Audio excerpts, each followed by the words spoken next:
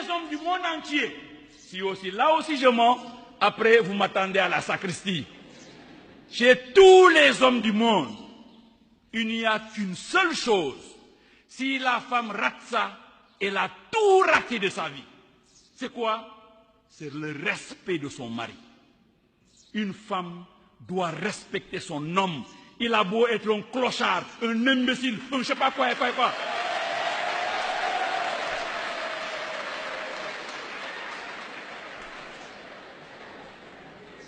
Il faut respecter son homme.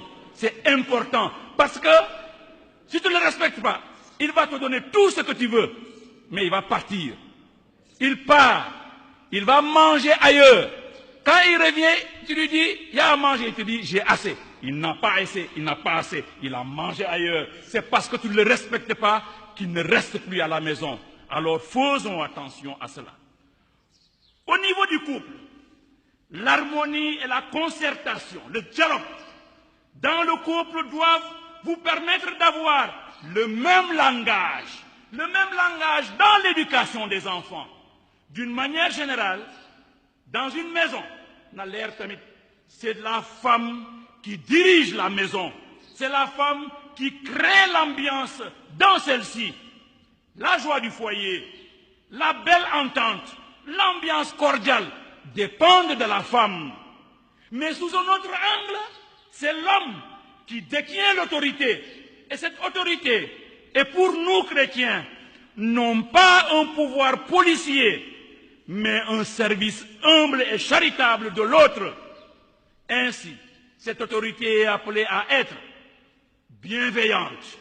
L'autorité doit être bienveillante, c'est-à-dire, il faut toujours faire comprendre à vos enfants ou à l'enfant que le centre des préoccupations des parents reste son propre bien.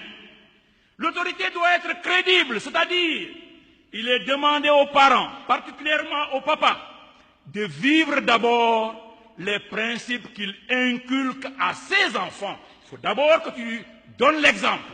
Et troisièmement, l'autorité doit être équitable, c'est-à-dire, il s'agit ici de créer dans le foyer un climat qui permet d'être juste entre les différents membres de la fratrie.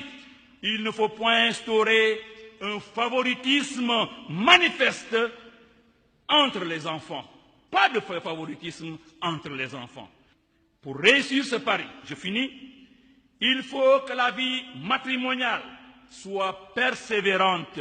Sinon, l'amour ne pourra pas continuer. Il faut donc être persévérant dans l'amour, dans les beaux moments comme dans les moments difficiles. Quand il y a des problèmes avec les enfants, problèmes économiques, l'amour persévère, l'amour avance en cherchant toujours à résoudre les choses pour sauver la famille.